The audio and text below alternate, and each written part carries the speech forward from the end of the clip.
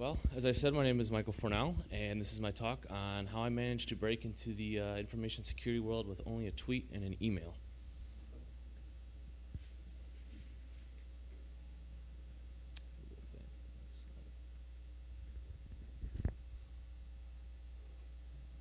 It's thinking. There we go. Thank you. All right, so a little bit about me. For 6 years, I worked as a web producer. And I worked for a travel company in Milwaukee, Wisconsin, where I basically did front-end design, email marketing, the kind of flashy stuff, come take a trip to Aruba. You got bored. I did get bored. And then, as Jimmy had said, I got bored with that and decided, you know what, I need a change. So I went back to school. I went and I'm in the process of finishing my bachelor's degree in information security and computer forensics from Kaplan University. During that time, to get in, I kept hearing about, you need certain certifications and so on, and thought, okay, well, what's an entry-level certification? Well, the only one that came to mind was the Security Plus for CompTIA. So I went and took that, studied for it. It took like 6 months and really tried to study as hard as I could. Well, and unfortunately, the test was actually harder than I thought it was going to be. So I didn't exactly pass it. You needed 750. I had 715, so, just barely. And with that, I thought, okay, great. So that's an entry-level certification. I didn't get it. What are my chances now of being able to get an actual job now in information security? So I reached out to a couple people, and I reached out to one person in particular on Twitter and said, hey, asked him the question, what are my chances of it? And he had said, well, it's a great one, but it's known in the industry, but it's not known. Everyone wants you to have your CISSP and so on. And so him and I kept talking back and forth, and he sent me an email and said, why don't you email me your resume, and I'll take a look at it. I said, okay, so I sent him my resume and kept talking, and he's like, I've got this position available for a security analyst. Why don't you apply for it, see where it goes? At least you can have the ride of interviewing for it and so on. And well, that was October, and went out there in November and to Seattle. And come February 6th, I was hired on, and right now, as of now, I'm a security analyst for Providence Health and Services in Seattle. We are a very large organization. There's about 64,000 employees. We've span all the way from Alaska all the way down to Southern California. And in my division, at least for the information security side, there's about 15 of us. So, my career plan.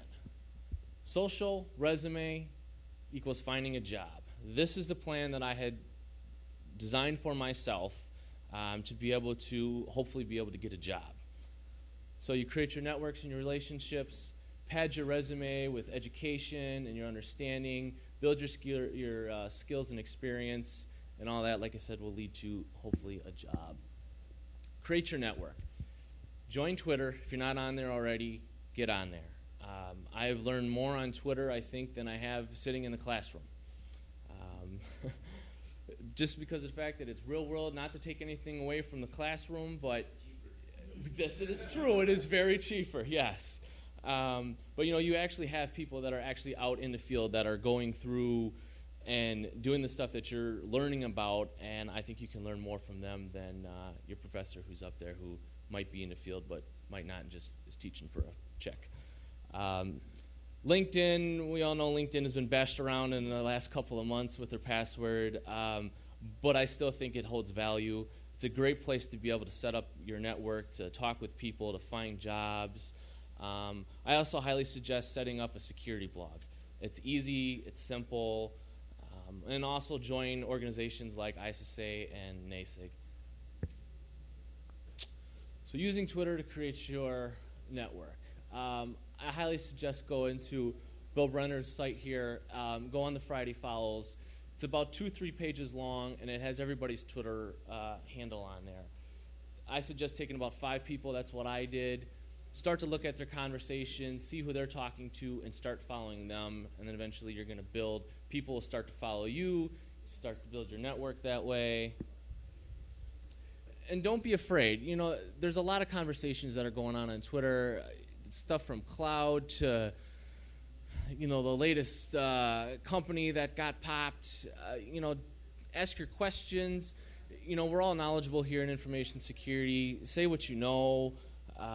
Just don't be afraid. It's one of the best ways, like I said, I think to start a network, to get yourself out there. You can learn a lot like I did.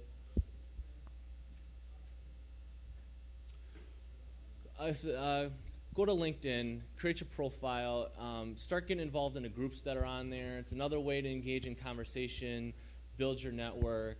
There's a lot of great questions that are asked on there. I still have questions that I put on there of stuff that I'm doing, and I get really great feedback from people. Some of it's like solicited of, you know, come by our new Blinky box. It'll make what you're trying to do much better. Ignore that stuff, of course. But for the most part, you know, we're all on there to be able to make connections, find a job. A lot of it is recruiters that are on there. That's not necessarily a bad thing to have a recruiter calling you and asking you, hey, I've got this position that I think that your talents would be good for. So like I said, that's another great tool to build your network. So creating your security blog. You can use stuff like WordPress like I have. You can use your Tumblr, Blogger. All of those are great.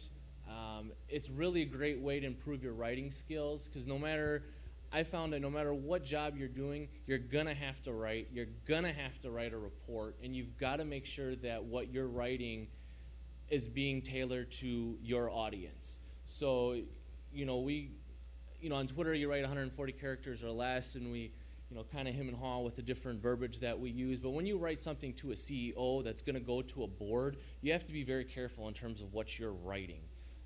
And I think this is a great way to practice that. Some people are scared. I think, you know, I was scared at first to be able to start this. And I just started writing about whatever interested me. I think one of my first posts was actually about the pawn of Sony.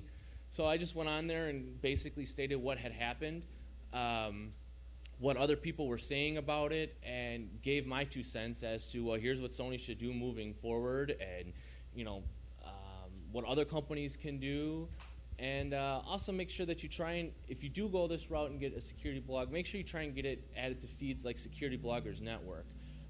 They're a great place to bring in your feed, and other ones you can look at other people's security blogs that they have out there, get ideas. Great way to drive traffic to your site too. It's just like I said, it's a great resource to get yourself out there. Yeah, at the end.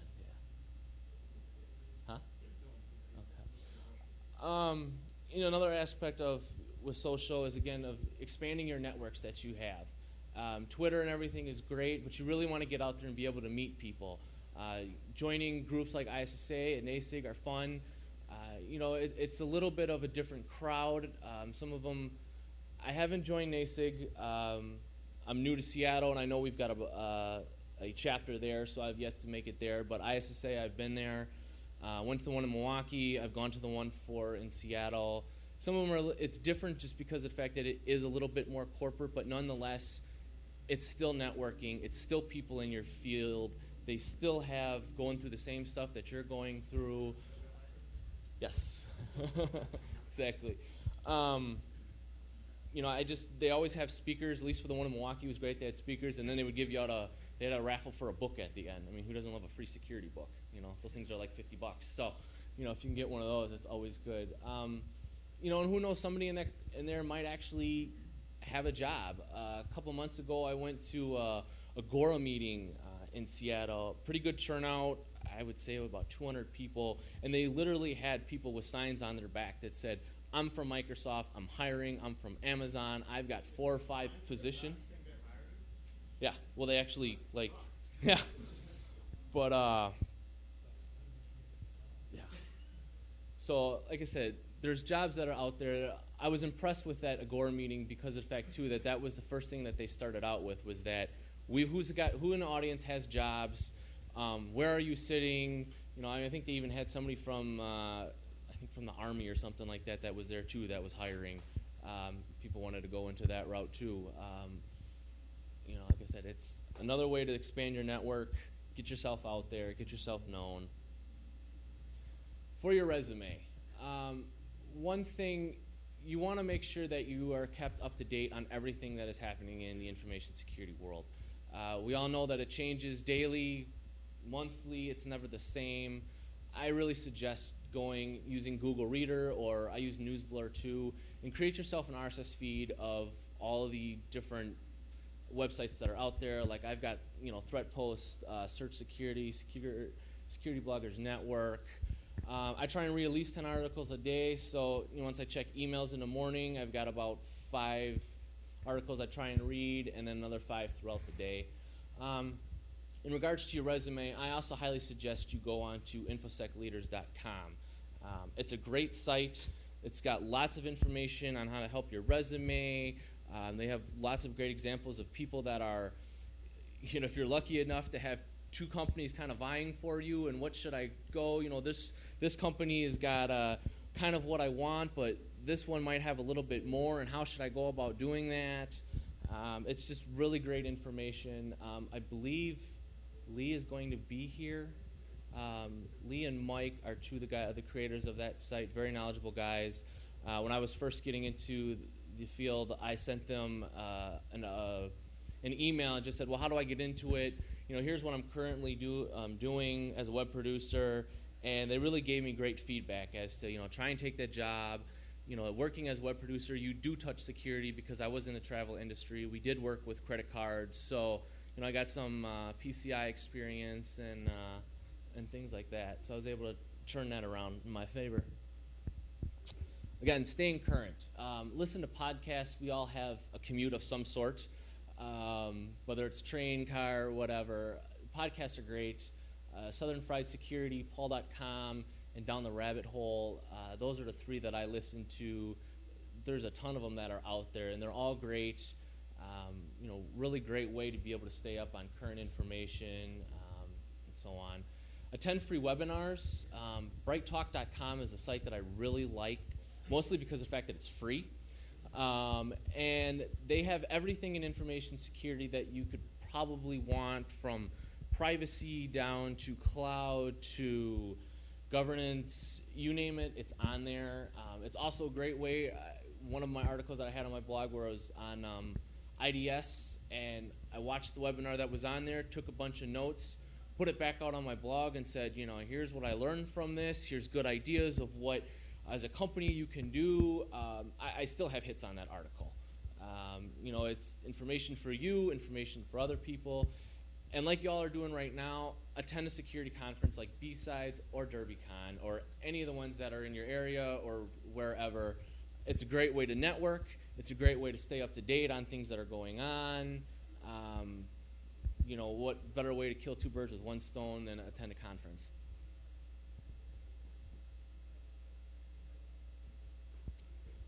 All right, so getting that hands-on experience. Everybody's catch-22. You've got all this knowledge, you want a job, but that place that you want to work for won't hire you because you don't have the 20 years of experience that they want. So how do you get it? I highly suggest creating a home lab. It's the easiest, probably not as expensive to do. I went and grabbed a book called Build Your Own Security Lab by Michael Gregg. Great book.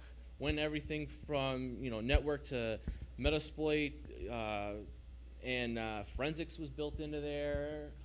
Just a great book. It was like about $50 or so.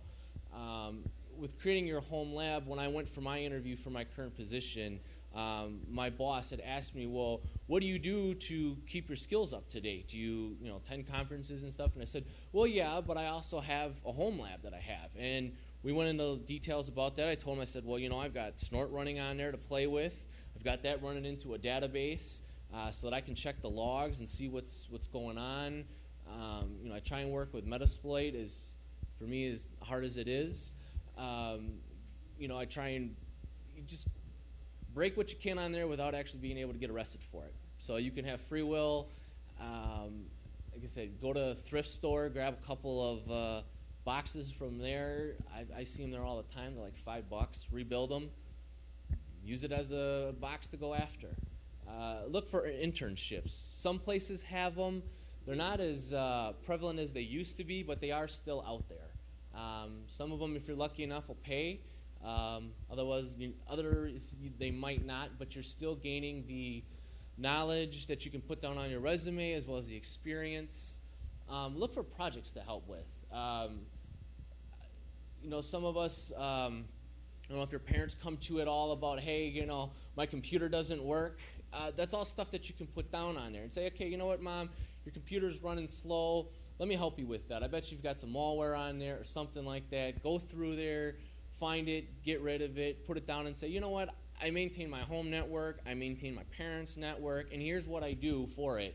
I've set up firewalls, the whole works. Employers want to hear that. They want to hear that you're actually keeping up to date with stuff, that you're getting your hands dirty.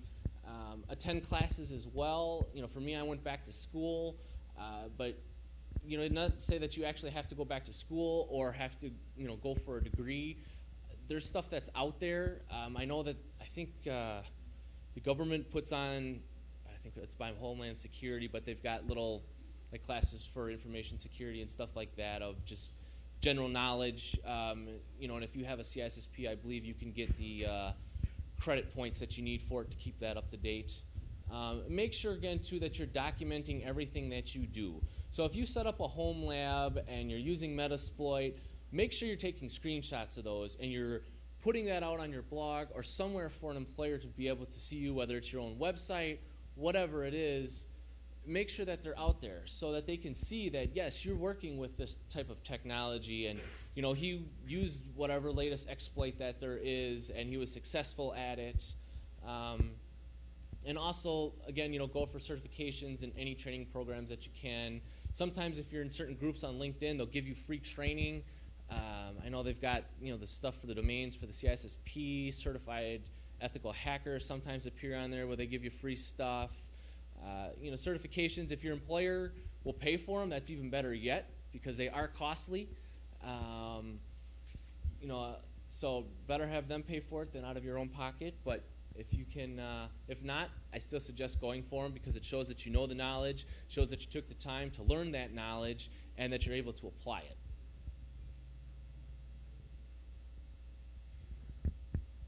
So, finding a job. Watch for job posts on Twitter. I use TweetDeck. I think every day I see a job for either web app security, database, something. They're out there. I know Veracode is hiring right now. I believe White Hat is hiring right now. I think Matt J is supposed to be here tomorrow. I know he had put a tweet out earlier that had said that, hey, I'm hiring. If you can find me, give me your resume. So if you guys have copies of your resume, make sure you try and find him and give it to him. Great guy. I talked to him before. He's down in, I believe, Texas right now, but I know White Hat is all over. So he might have something there or elsewhere. Also, SecTwits for Hire. That's another great one on Twitter to follow because that's where places can go and post jobs, and you can also go on there with that hashtag there and say, hey, I'm a Linux guru, I need a job. Somebody might be able to find you on there. And they usually, when somebody does post something on there, they retweet it so you know that it's going to go out to whoever else's networks that are on there. Network jobs on LinkedIn, again, they're out there. There's a lot out there for security. You just got to dig. Research security companies. Check out the positions and follow them on Twitter. I found this to be very helpful.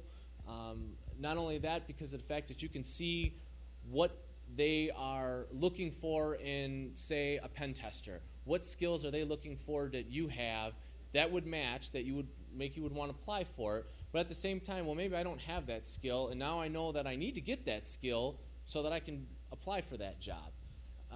Most of the time, they'll follow you back. Mandate was a company. They're based out of New York. I think they're also in LA, too. I'd applied for a position with them for a security analyst, and they followed me back. And with that, I was able to talk to them a little bit more about the position rather than just kind of wonder what they were really looking for.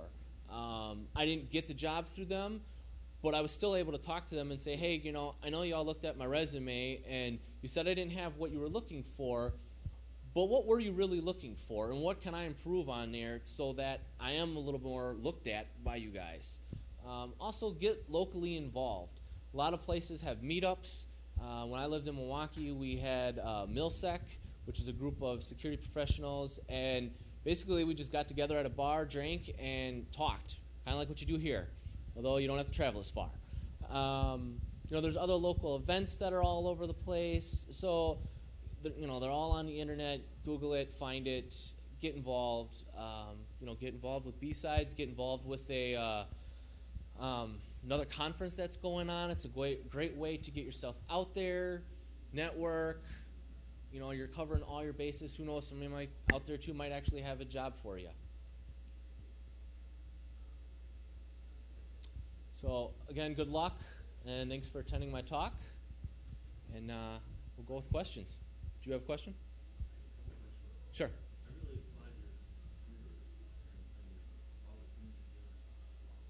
Thank you.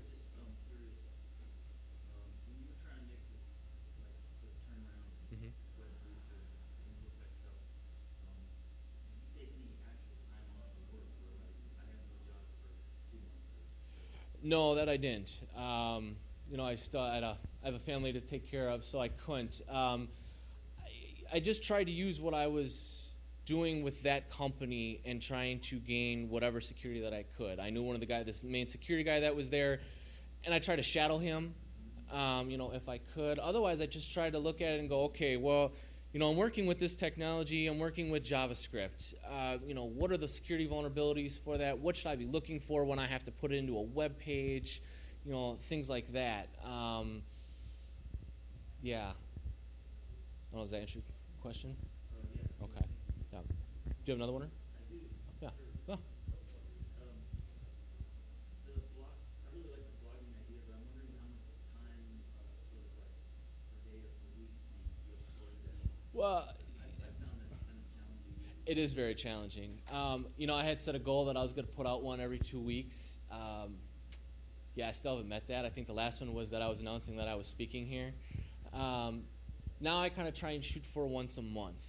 Now my blog posts usually consist of the analysis that I'm doing for my company. I rip out Providence or whatever and kind of change it around so that it meets not so much of a corporate world, but more of a everybody's world. It is very hard. It is time consuming. A lot of you go out there and figure out what your, how many posters should be out there. People are going to tell you should be out there 5 times a day. Not all of us are going to have that time. Unless you're doing marketing and that's your job, then I could see that you would have that. But, I think if you were able to get out there once a month, get a good blog post out there, I think your traffic would be great. I think that's a goal that you should shoot for if you're going to go with a blog, at least try once a month.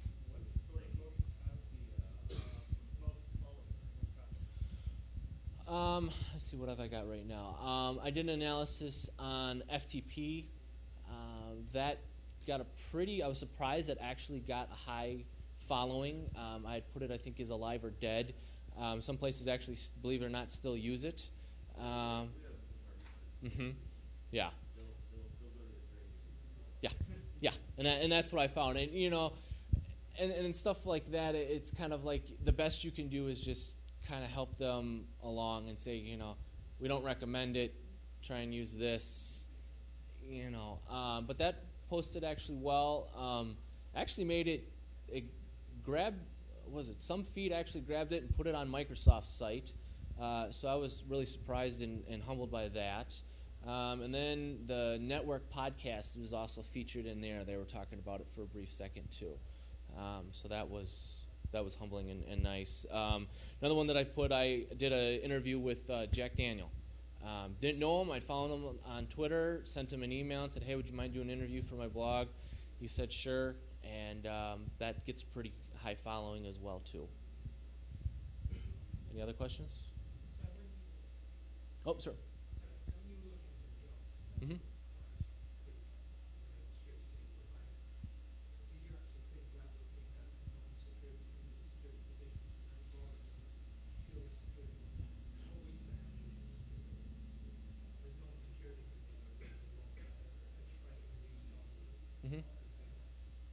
Well, I mean, my current field is the healthcare.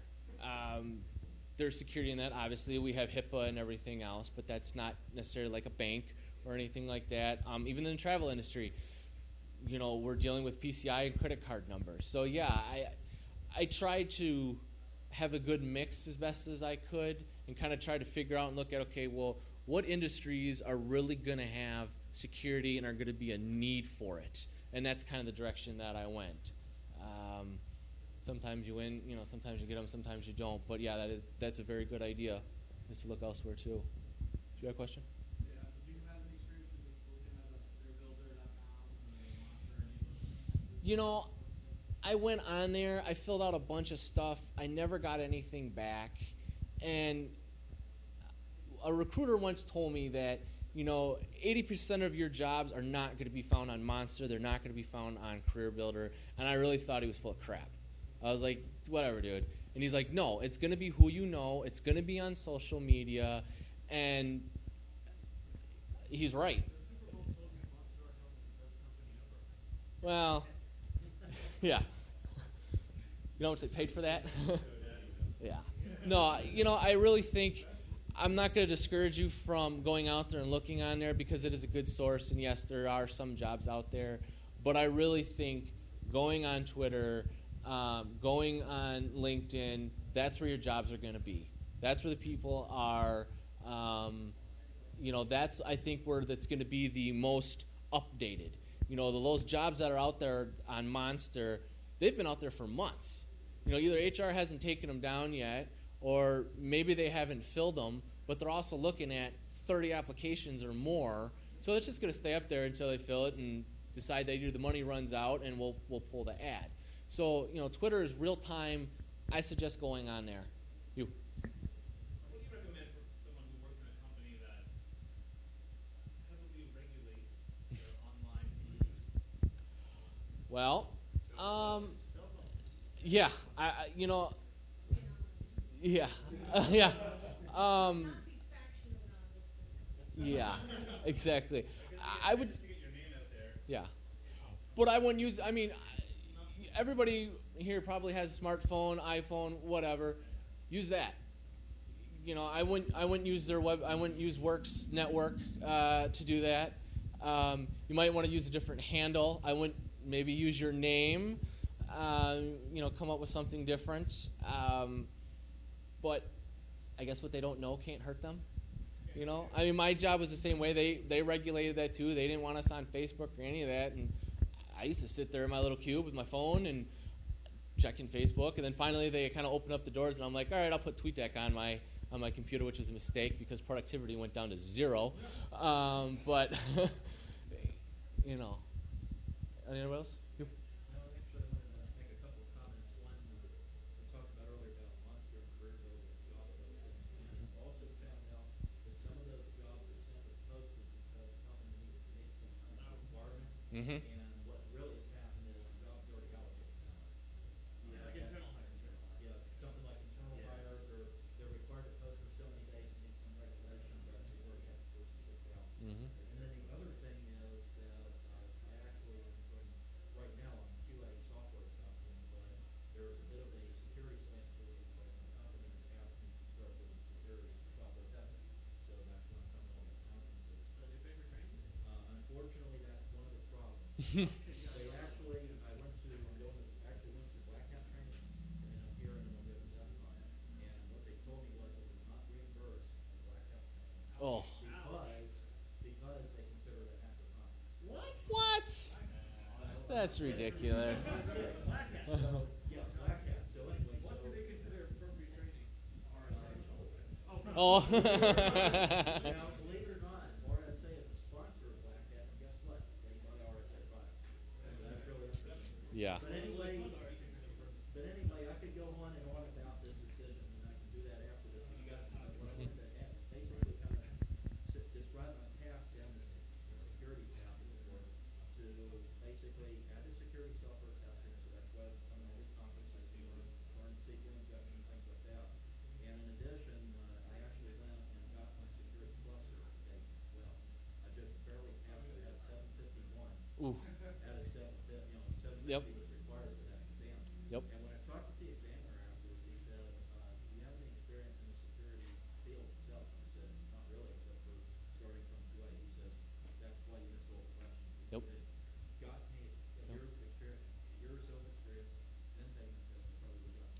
I agree with that because now being in it, I totally can see. Well, oh yeah, I know where they were talking about. With the certain questions and stuff like that. Yeah, definitely. So what I'm finding is that QA is detail oriented. We have to write reports. We have to communicate with all levels of management. Yep. And it seems like, and maybe just the question is that basically the similar sort of thing I'm going to see on the security side as well? Yeah, for me as an analyst, the analysis that I do goes straight to either our CEO or our head of our risk management department. And you have to be very careful. Really, you got to know who your audience is when writing something like that. You've got to be careful not to use too much technical terms that they're not going to understand. What a CEO wants to know is the bottom line. What's my risk? What's this going to mean to me for my company? How much is it going to cost me? And what can we do to fix this problem that's not going to cost me an arm and a leg to be able to fix it? Can we just absorb the risk, or what needs to be done? There was a report I had to write for the CEO, and what they wanted to do was get the product out the door on time. There was some kind of contractor bonus running on it. And I had to come back and say, no, do not release it. Yep. This bug, if you release it, has a 10% chance of occurring every time somebody goes on your site. And when it occurs, it'll cost you $50,000. See? I was able to quantify it, Yep. stopped it, and said that they gave it another 2 weeks, which is what we really needed. And then it went out the door a little late, but they avoided that loss. Yeah. I got a See? buddy doing the same thing. Had a QA contractor with like an event company, and they canceled after like early. They did all the shipping for them. Yep. So sometimes it backfires. Yep. Doing the right thing backfires. Yeah, let's do it right. You. I just wanted to reinforce what you said from the perspective of someone who is I'm a one of the sponsors that we're having. And I just wanted to say we do that, we code monster stuff. But we see that because we're a company that is not a security company, but we have a pretty large security team. And we're not viewed and we're not seen in the community as companies who look at that as a security team. It's pretty hard for us to get good people. So I want to encourage you, as before, that if you look at companies that are not specific on security company, you're better off to know about it. And we do that code. So we did, we try to find people there. Because I don't want to say it's pretty hard. So it's a way good time to go looking for jobs. Yeah, straight up, recruiters can't get good reviews for hiring managers. There are absolute numbers out there that are awesome. Yep. Two things listening to you that I get. One is you're not afraid to put yourself out there and make contacts. Absolutely important. My current job I got because the guy who called me up and said, "Hey, you want a job?" Right? It happens that way. And the other thing is that you're doing security on your own time, and in your current role, you're doing security because it's your passion, it's what you want to do, and you're just doing Yep. it. Even though it's not your job title, who cares? I mean, Right. no certifications, not done in college, and it's here, right? Because it was what I was doing. Exactly.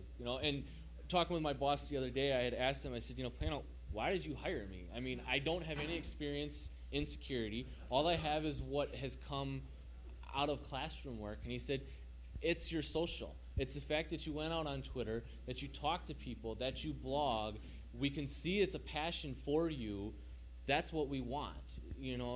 If you enjoy your job that much, something like that, you're gonna be good at it. And even beyond that, I do AppSec, and most of my problems are not technical problems. I can solve any problem I can find in the micro. They're people problems and managing to solve them. And people know this. Yep. I can find a million people who pass a text screen, but someone who can do that and influence people to do the right thing. That's I found that the lab, running like a lab at home is a real plus.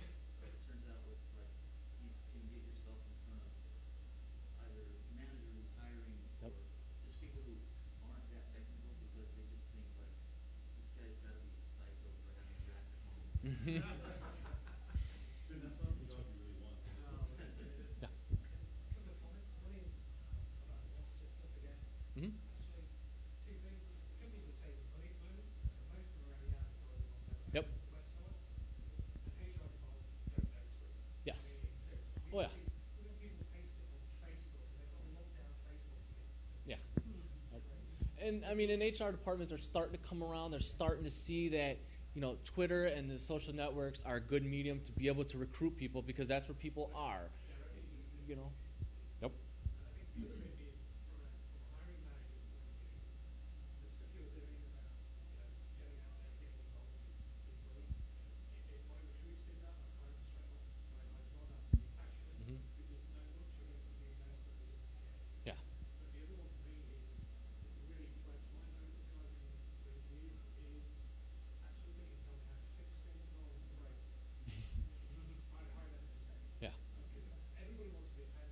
of course.